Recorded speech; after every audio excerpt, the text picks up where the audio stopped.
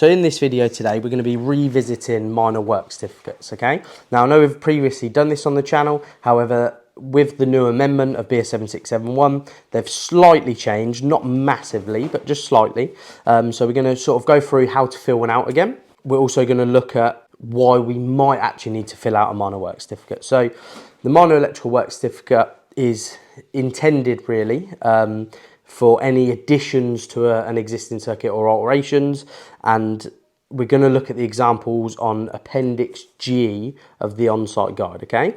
So as you can see, if we're adding any lights to a lighting circuit, we should produce a minor work certificate. If we're adding any socket outlets to a ring final circuit, we should also produce one. The installation we're filling out on the minor work certificate today is one that I've previously done in the week, and that's what we did. We added an outdoor socket outlet to a ring final circuit. Also, if we're rerouting an existing circuit, again, we might be changing the reference method when we're rerouting it, so we might have to document that on a minor work certificate. If we're replacing a shower, okay, with a larger power rating of unit, we should produce one. And also if we're replacing circuit breakers with RCBOs, okay, where there may be a difference of overcurrent type, for example, as it talks about in Appendix G, replacing type C curve for type B curves. Now that we've looked at why we may need to fill out a minor work certificate or minor electrical installation work certificate, is we're going to go and fill one out on paper, okay? Now, generally, we would use a software, and I've used the software, but the main point of this video really is for learners, especially in a college environment, when you're in test bays, etc. You might not have access to software, so you're probably going to find yourself filling them out on the paper documents from BS 7671 themselves. Now, I just wanted to show you that with Amendment 2, the actual slight changes there are to the minor work certificate, okay? Now, these actually come in parts 3 and part 4, as you can see here. So we've now added the installation reference method, okay? So that's how the circuit has been installed, how we've installed the addition or alteration, etc. We've also got now the RCD, BSEN type, the type of RCD, whether it's A type, etc., the rating, and the rated residual operating current. We've got the addition now of AFDDs, and we know that they're coming in more with HMOs, care homes, etc., and the addition of surge protective devices. Okay, that's in part 3. So they're the major changes in part 3. And then part 4, we've now also got the AFDDs there and the surge protection devices here. Okay, which is again talking about a test button operation and functionality confirmed of the surge protective device. So these are the actual changes on the minor work certificate itself. So now we've looked at the reasons why we possibly might produce a minor electrical installation work certificate. We're going to now go and fill one out. I've already filled out details of the client, and again, this is an installation I've done.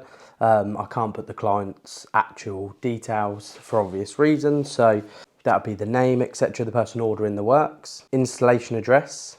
On this one, again, I can't put their address, so I've gone with 34th Street. Okay, any Christmas fans out there might get that.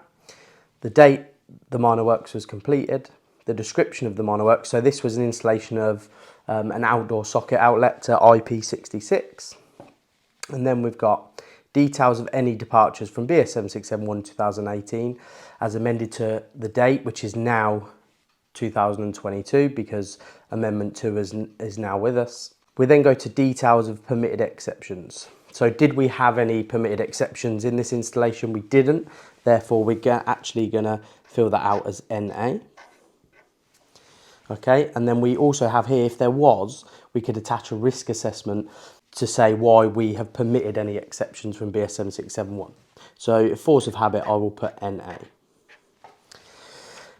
We can then add any comments on the existing installation, anything we've noted.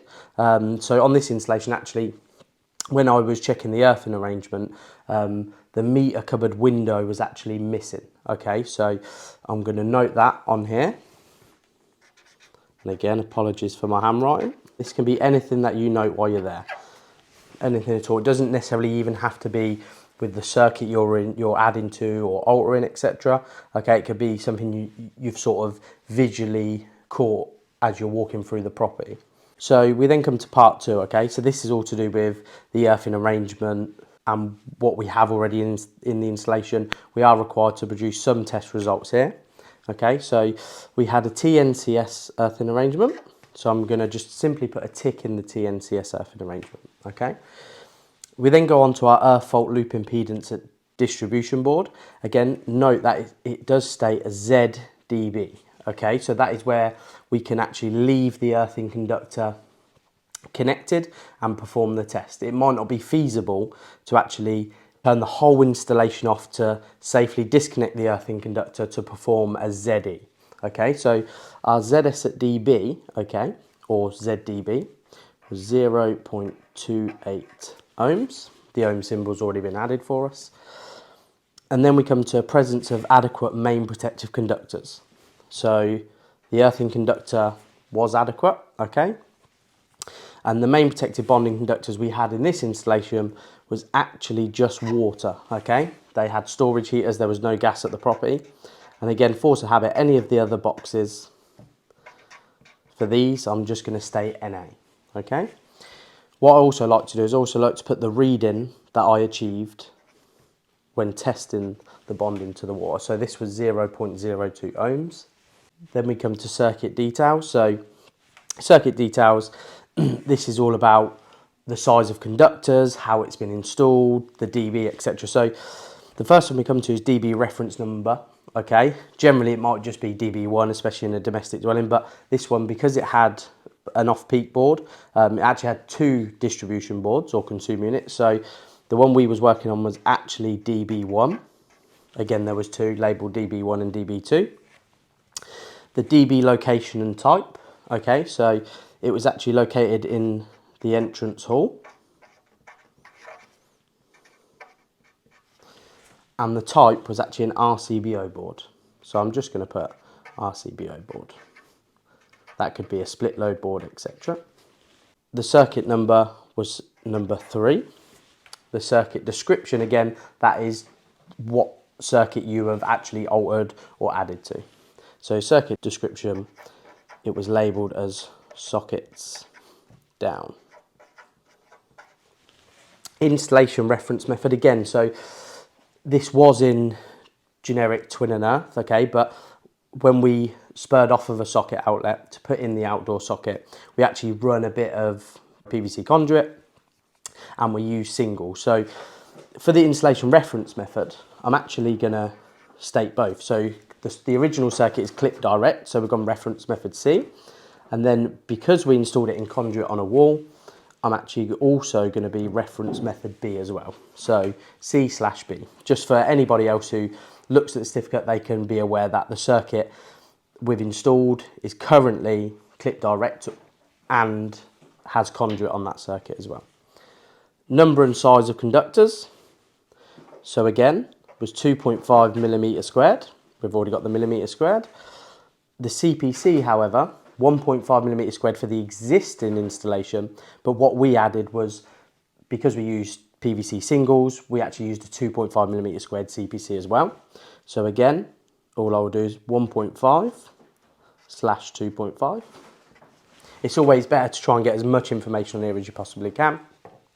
Circuit overcurrent protective device, so it's actually an RCBO. So we've got BSEN 61009.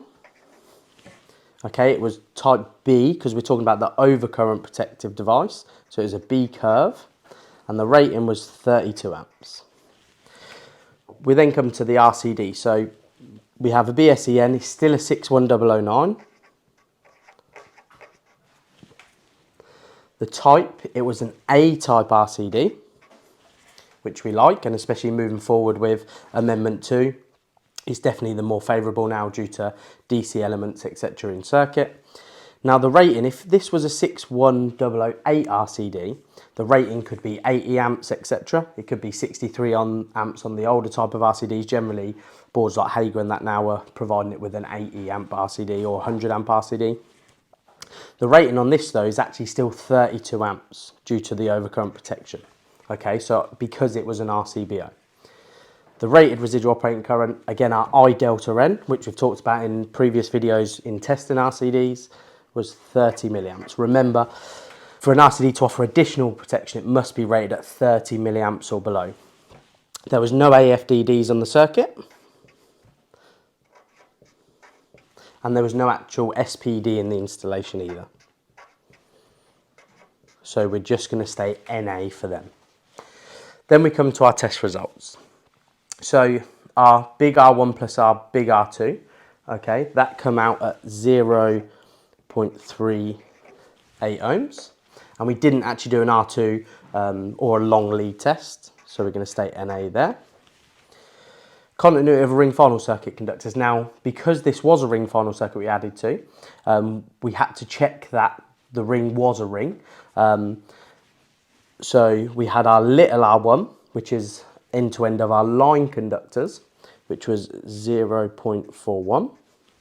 We then did our little Rn, okay, which is the end to end of our neutral conductors, which was 0.43. And then we did our little R2, which was our end to end of our CPCs, our circuit protective conductors, which actually come out at 0.69 ohms. Insulation resistance. So we tested it at 500 volts. There wasn't actually a lot of sockets on the downstairs socket circuit, so we managed to unplug all of the appliances that were plugged in quite easily, and there was no neons, anything in circuit on any of the fuse connection units. They were all without neon, so it did make that test a bit easier. We are going to talk about in a later video coming up about the slight variation now to insulation resistance testing, so keep an eye out for that one. So between live conductors, we measured 186 mega ohms, and between live conductors to earth, we measured 140 mega ohms. Okay, so that's definitely more than acceptable. Polarity was satisfactory on the installation. And remember, polarity we have to check, okay? For socket outlets, we installed a socket outlet. One of the reasons we test for polarity, as you know, is to confirm socket outlets are wired correctly. Our ZS, so our earth fault loop impedance, okay, was 0.61 ohms. RCD disconnection time at rated residual current, okay, was 28.6 milliseconds. Now, if you remember a previous video, the RCD testing has now changed. Again, we only are required to test it at 1 times its I delta M value. The I delta M value of this RCD being 30 milliamps. We test it at 1 times on both sides of the cycle, and we can actually deem that as effective, okay? And we only had to test it on the AC setting of our tester. We then checked the test button, which operated successfully. And again, we didn't have any AFDDs or SPDs. And then we have the declaration. So this states that I certify that the work covered by this certificate does not impair the safety of the existing installation, and the work has been designed, constructed, inspected and tested in accordance with BS 7671 2018. Don't get confused to this. Amended to, I know it's easy to put 2 in there, but it isn't. We're not talking about the Second Amendment, we're talking about the date of the Second Amendment. So it will be 2022. Okay? This is where you fill details out regarding yourself, okay, and your company. So we're going to put our name in there. For and behalf of would be the firm you're working for, or if you work for yourself, your company name. So I'm just going to go GSH Electrical. Your address. So if we say 123 Electrical Street, perhaps a postcode in there, okay, the location where it is. Signature, nobody forged that for me. Position, so I'm the electrician. And then the date that the minor works was completed. Again, this was done on site, on software. So it was the 6th of the 4th, 2022.